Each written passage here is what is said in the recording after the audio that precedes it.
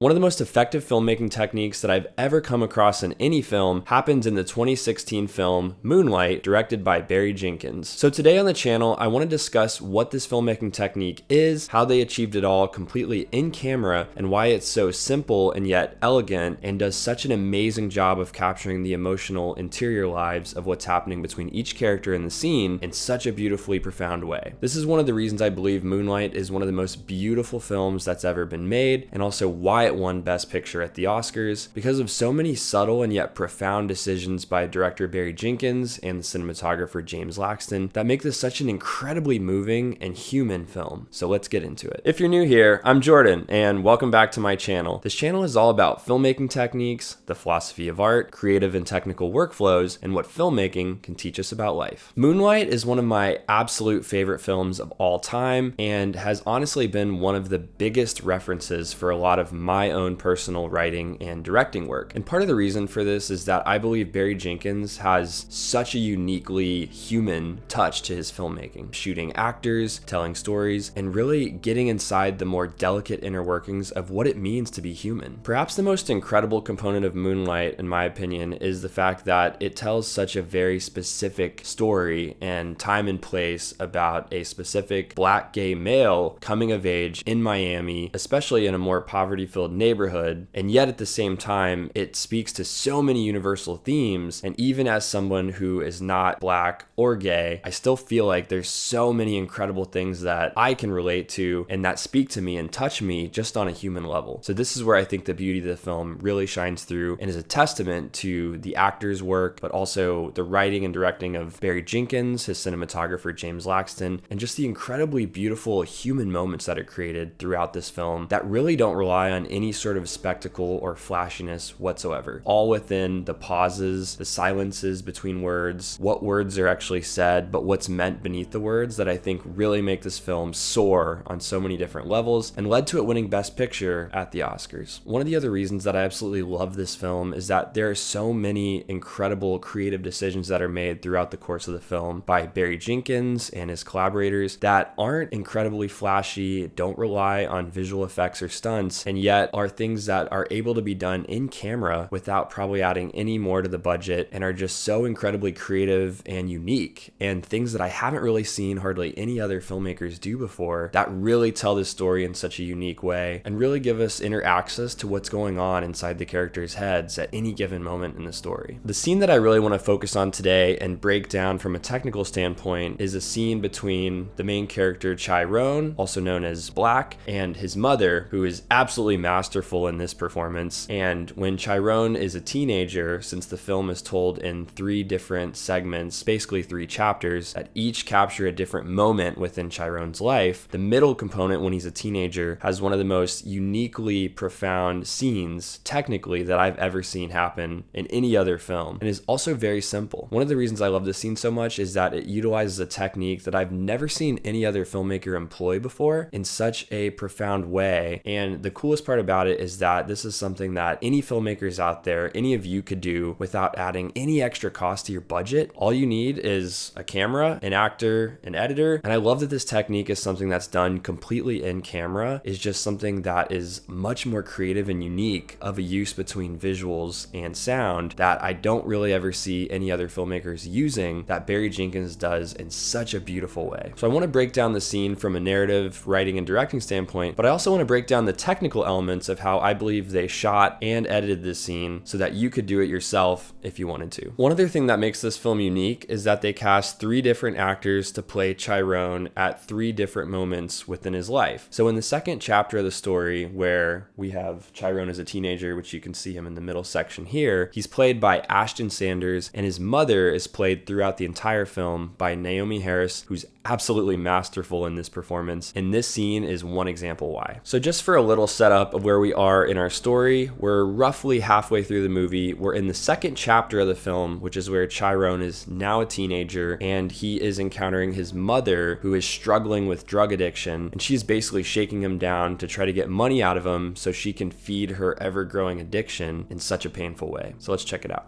Chiron! Hey! Hey, Ma. Hey, baby. Where'd you go last night? So when Naomi Harris says, Had me worried about you. I guess you getting grown.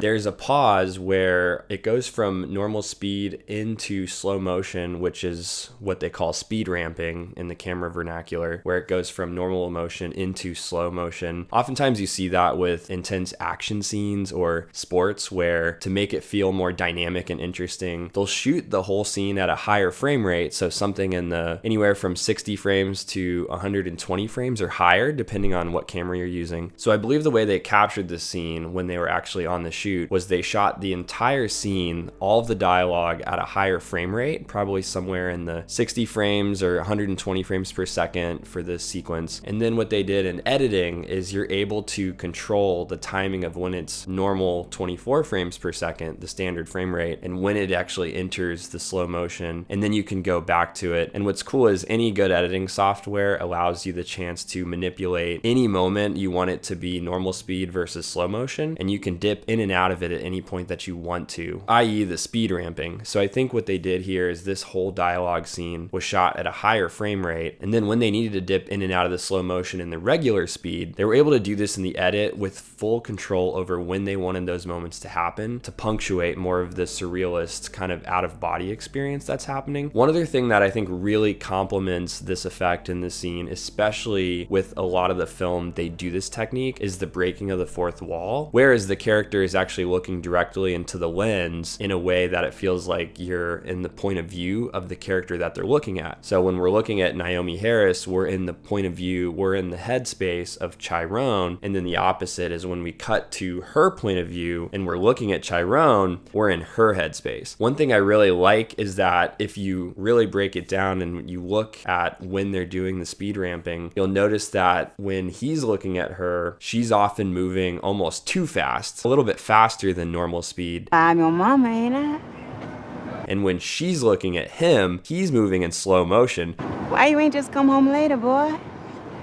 So it's very interesting and brilliant in the way that Barry Jenkins and his cinematographer James Laxton are putting us in the direct headspace of the characters, not only because we're using direct point of view, which already puts us in a subjective point of view of what they're looking at in a closer way that we would actually look at a person's face from that angle, but it also is using the way they're experiencing time in such a brilliant way, in that she's still feeling the effects of withdrawal. She's clearly has an addiction to drugs, so it's altering the way that she's experiencing time and seeing the world around her. The way he's seeing his mom is she's moving too fast. She's overwhelming him because of all of the emotions he feels and how difficult it probably is to also look at your mom struggling with such an intense addiction. And the way she moves is frenetic and faster because often when you are on a type of drug, especially if it's a type of methamphetamine or a stimulant, it makes you move faster in the real world anyway. So I think this is just amplifying that what he's seeing in his subjective experience is her really experiencing the effects of the drug addiction in full force in such a heartbreaking way. So one thing I like is when we first enter the scene, we're in a little bit wider of a focal length and we are moving handheld. So the camera operator is moving. Chiron! Hey! Hey, Ma. Hey, baby. Where'd you go last night? Which I believe the DP James Laxton actually operated the camera on this whole movie, except for a few scenes where there was Steadicam. So when we first enter this scene, we have a little bit of a wider shot. And one of the things that they do such a great job of throughout this whole film is there's a lot of sequences where it's handheld and it's very shaky cam when we're following a character walking. And I think this also just serves to further showcase the disorientation of adolescence, since this movie really is a coming of age movie of sorts, and that we're following Chiron as he's really coming into his own as a man, from a young boy all the way up to being a grown adult later in the film in the third chapter. But I love that the camera work showcases how offsetting and how disjointed that can feel. What? Why? And this film is shot with anamorphic lenses. They use the Arri Alexa Plus camera and they shot with Hawk V-Lite anamorphics. So the whole film has much more of a wider X-bands. They're using more of the horizontal screen real estate to really immerse you within the world. And they shot this on location in Florida. There's a lot of exteriors. It's mostly exteriors and you really get a good sense of the location and the landscape in such a beautiful way. But I think one of the nice choices about using anamorphic is anamorphic really does frame frame the face in such a unique way that spherical doesn't. It really forces you into the most intimate corners of the face, because oftentimes it doesn't fit the whole head in the frame unless you frame it that way. But I think it really puts this emphasis on feeling more immersive and intimate, especially when we're in these close-ups, and especially when we enter the subjective rhythm of coverage that they enter, which they don't start the scene with. And so I just think it's a gorgeous look that looks very naturalistic, but using the anamorphic lenses also forces you into the widescreen, where you have the letterbox, which is where the bars are on the tops and bottom of the frame, and then your widescreen uses more horizontal real estate than vertically. So the first couple lines they exchange when she sees him and she starts walking up to him and he's walking up to her, we can tell that he's trying to not be seen the way he's walking when she spots him. Chiron! Hey! You almost see in his body language, his performance, that he almost goes, oh crap, because he was trying to avoid running into her clearly. He was probably trying to grab something at home without being seen by her. Hey, Ma. Hey, baby. Where'd you go last night? What? She's still very much in the throes of her addiction. And when she approaches him, you could tell the way she's walking is very frenetic. Her energy is very sporadic and all over the place. Why? And when we enter the rhythm of POV coverage, where we now start going into the closer shots where we're breaking the fourth wall, Well, I'm your mama, ain't I? we feel as if we're now brought into this conversation as a viewer. We're now taking part directly in this conversation in a way that's not as detached as when we're looking at a camera off axis and we're not breaking the fourth wall. I feel like when you're breaking the fourth wall and you're getting these direct angles of coverage where the actor's looking right into the lens, it really does just put you in the center of the conversation much more readily and much more emotionally. And I think that's something that Barry Jenkins does so well through this whole movie. But also, when there's intense moments, we feel even more moved on an emotional level and evocative because of how close we are to seeing what's happening, as if we're also in that conversation with them. So again, I love that when she says, Well, I'm your mama, ain't I?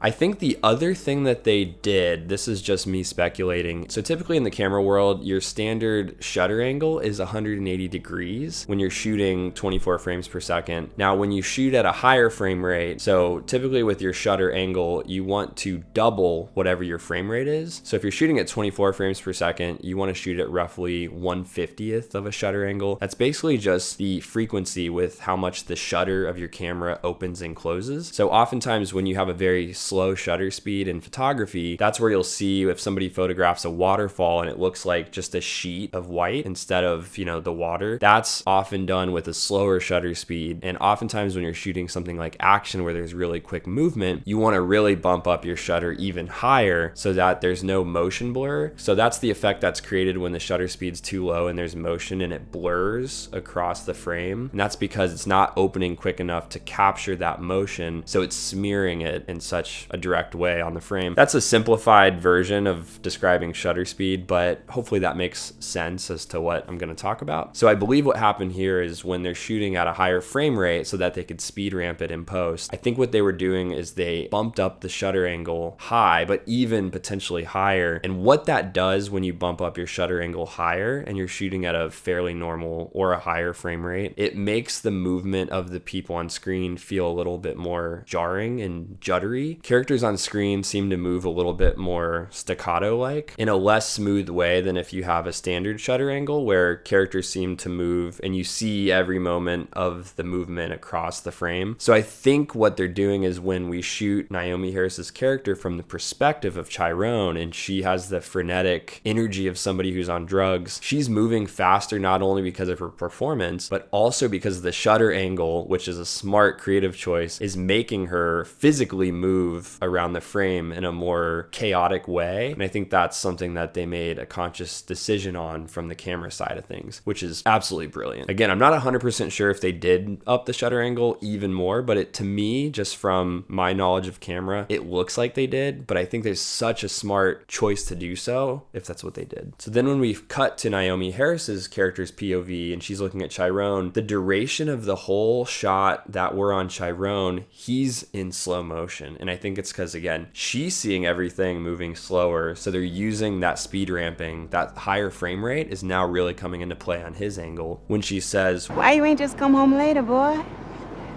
what's nice about the slow motion, just purely from an acting standpoint, is that we get to see more of Chiron's character looking up and down, surveying, almost seeing the fear in his eyes. And I think that's the best way to describe his reaction here. Is it's a mix of fear, but also heartbreak, that he's seeing his mother in such a desperate place where this substance has control over her. She doesn't even really have control over her own mind and body, and it's causing her to act in such a chaotic way. So I think if anything, the unpredictability of what she could do is scary, and we get more time to see that on his expression than if we shot it at a normal speed. Now, here's my favorite part of this whole section that I think is where the absolute brilliance and the unique technique is employed in a way I've never seen in any other film before. So when she says, Had me worried about you.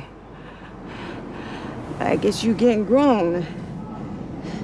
so what they do is they have a shot of her, again, from now or from Chiron's point of view. So we're still in normal speed when we first cut to the POV of her when she says, Why you ain't just come home later, boy? Had me worried about you. and then what's brilliant is they have her audio, her mouth stops speaking, but we still hear words coming out of her mouth, even though her mouth isn't actually opening in the rest of this shot. I guess you getting grown. I can't be keeping up with you all the time. So what they're doing is basically delaying, they're offsetting the sync of the audio to video. So it's now out of sync. What we're hearing is coming later from another take that they're using. And again, I think the purpose that this serves emotionally is that what she is saying out in the real world and what she actually means internally, in the way that Chiron is interpreting this and experiencing this, there is a disconnect. In the same way that there's a disconnect between the audio and the video, we're getting that disconnect of what she's saying and what she means, which is such a brilliant way to illustrate this technique. I think it's just so creative. It's all done in camera. They didn't add any VFX or splashy effects. This didn't cost them any more to their budget. They literally just had to make that decision in pre-production to know that this was something that they were going to do when they shot it. I tried to dig to get some more information about how they shot this and the specific technical ways that they did it. I couldn't really find anything, and I couldn't really get any other deeper motivations as to why they did this or how this decision came about. But if I ever have a chance to chat with Barry Jenkins or James Laxton, I definitely am going to ask them about this, because I would love to know how they came up with this idea. I'm curious if they heard about it or if they had tried it on prior projects that they'd done in the past since they had worked together before, or if it's something they didn't even plan in pre-production, but on the actual shoot day, it was something that they just tried and said, let's just see if this works, and if not, it doesn't work. It's one of those things where you can try this, and if it doesn't work, it doesn't work. You don't have to use it. But my gut tells me this is something they thought of before, because you had to know what was possible with editing to know that you were going to do this in the edit, especially if you're going to shoot the scene at a higher frame rate and speed ramp it with a higher shutter angle at the same time. So I love that. The other thing that I want to point out about how I believe they captured this is that they obviously had a couple takes of her probably saying different lines from that POV angle, shooting her from Chiron's perspective. And so I think what they did in the edit is, again, they just speed ramped the one clip where they start the beginning half of the shot in normal speed, and then they slow it down in editing to where now she starts moving a little slower. Had me worried about you. But that second part of the shot where now her audio falls out of sync, they just basically played the audio on the timeline from the take that they probably shot after another take they shot around it when they were on the shoot. And so it's very cool because we hear it and we know as an audience member that it is something that's clearly coming out of her mouth at some point. But what it does is it displaces time and place. And as an audience, we're smart enough now to know that it's coming from her, but now we're a little confused until we see the next shot where we actually connect now which shot it was actually coming from. I guess you getting grown. I can't be keeping up with you all the time. But there's a moment of temporary confusion and disorientation that happens in the audience's mind where we know it's coming from her, but we don't know when it's coming from her because her mouth isn't synced with it. And it's the same thing that I think Chiron is experiencing, is while we're supposed to feel disoriented, he does too. Anyway, baby, How Teresa doing, huh? And I love when films are able to subjectively place the viewer in the character's headspace, but also make you feel the same types of emotions that the character would feel if they were in the moment. So I think, again, this is another way that just further immerses us into the world of the film and the characters, makes us that much more invested and care about the plight of Chiron experiencing this with his mother in this moment. Absolutely brilliant. I also love that what they do after is they jump cut, and her head is now in a different place where we're back into the regular speed and she's looking down. We know it's a jump cut, but now we're seeing that the audio came from this angle of what she was just saying, and now it's caught back up to itself in a way that feels normal. Her mouth is now again matching the sync of the audio to the visuals. I guess you getting grown. I can't be keeping up with you all the time. And now I think what that's doing for us is putting us back in Chiron's headspace. He is now just getting himself back to grips of this disorientation has kind of momentarily happened. But now I think he's kind of back into a full processing zone of now he's fully processing what she's saying again and kind of recollecting himself, if you will. So I think this is another brilliant way of putting us back in full sync with him and what he's going through. And again, I love that when we go back to her perspective on Chiron, he's still in slow motion.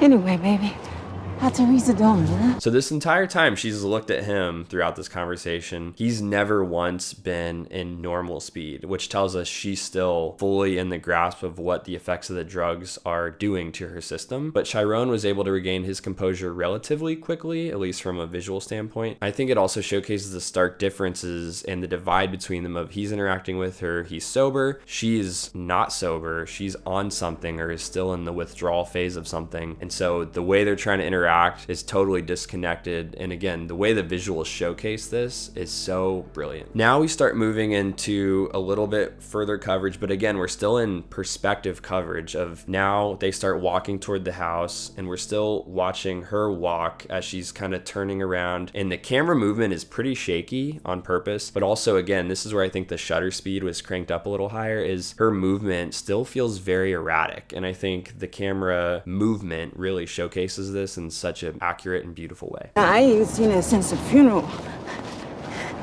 Listen, Mama locked herself out the door, yeah? Can you come let her in? And again, we go back to his perspective as she's turning around to look at him. He's still moving in slow motion. He's rubbing his head. He's just trying to come to terms and get a grip on how to process and deal with this situation.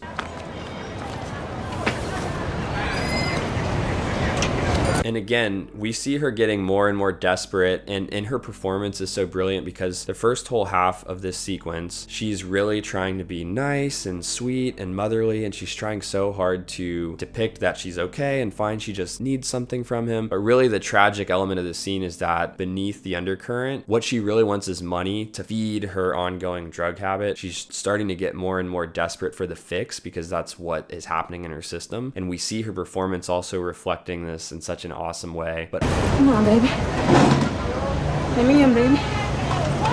Also, I really love that the disconnect about what she's saying and what she means, not only is that happening visually with the camera language we just talked about, but performance-wise, that's also matching what's happening. And writing-wise, it's the subtext of what she's not saying, but what she's really meaning. That is really starting to become clearer and more desperate as the scene goes on, as now we're getting more and more wise to the fact that what she's really looking for is money for more drugs. And Chiron is finally starting to realize this too, and it's heartbreaking as he starts to have this revelation of fear to just heartbreak and back and forth. After we exit that perspective coverage where we were looking from each of their perspectives and cutting back and forth, when she slams into the door, her energy has completely changed tone. Now she's even more aggressive. She's getting more angry and agitated. And now we've exited that perspective rhythm of coverage. Baby, come on. Now we're looking at it again almost more as an outside observer, and the way that most coverage in most films is shot. I thought you said... Mama, I thought you... But we're looking at it from as if we're in the room, but we're not in their headspaces as directly. Wait, Mama!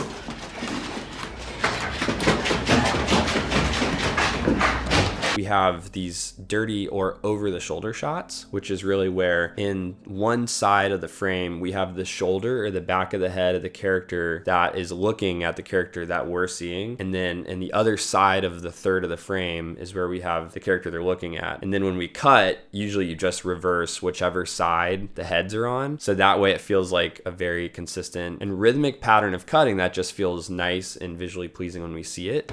I need some money. For what? That's my business. But now we're doing these over the shoulder shots in a way that we were directly immersed before. Don't you ask me no shit like that. I don't have no money. No, don't lie to me, boy. So I think what this serves, if I were to speculate, is that we're sort of bringing the energy down slightly. We're kind of feeling a little bit more of the detachment as Chiron is growing further detached and disenchanted by his mother. I'm your mama.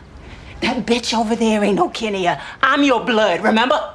I think that's what we're doing with the camera too, is we're further bringing us a little further out of the subjective point of view, and we're starting to feel more disenchanted and disengaged visually from the situation too, as he is with his mother, as he gets increasingly frustrated with dealing with this. I ain't feeling good. I need something to help me out. Come on, baby. And then things really escalate to where she is just getting so desperate that she almost attacks him looking for the money. She says, "Give me that damn money, Chiron. Give me the damn money. Give me the damn money." I don't have no money.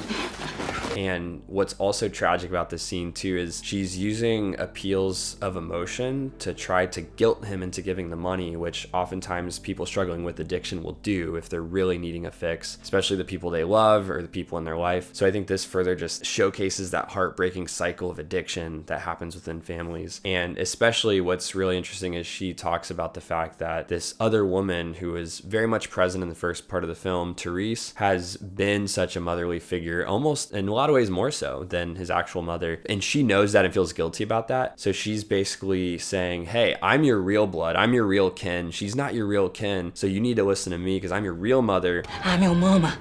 That bitch over there ain't no kin of ya. I'm your blood, remember? It's a very hard argument to debate, especially if you're a child, because that is a good point she brings. But that's why it's such a heartbreaking scene, is she's using this argument unfairly when she really hasn't been a great mother and has been shaking him down, taking money just so she could get her fix, and hasn't really been as present. Teresa ain't give you nothing. Huh? You little play mama ain't put something in your head. But I think that's one of the things that makes this movie work on so many levels, is the visuals that showcase the emotional undercurrent of what he's going through, what she's going through, and her being such a central part of his upbringing and seeing the heartbreak of her dealing with this, but also getting healthy and clean later in the film and then reconnecting in such a beautiful way later. I might do that scene in another future breakdown of where Chiron and his mother reconnect when they're both older. That scene is absolutely moving, brings tears to my eyes every time I watch it. So if you want to see that, definitely comment below and I'm happy to do another breakdown just on that scene alone. There's so many scenes in this movie that I could do. I could do a whole video for every scene in this movie for how beautifully put together it is. So it finally hits a head where he finally relents, and he was trying to put her off and say, I don't have the money, I don't have it anywhere. And then finally he, just to get her off his back, he gives it to her, which is probably one of the hardest choices he had to make in that moment, because he knows it's just only further feeding her drug addiction. Come on, all right. Here, man. But he just so much wanted to get out of that situation. He just gave it to her to get her off his back. Yes, that is what I thought. I know that bitch like a hook and nowhere trick. And then the most interesting button on the scene, which I think is such a brilliant way to end this, is we've seen the way that she's treated in this whole conversation up until now, and her very last line is still her asking about, Go on to school. Ain't you late?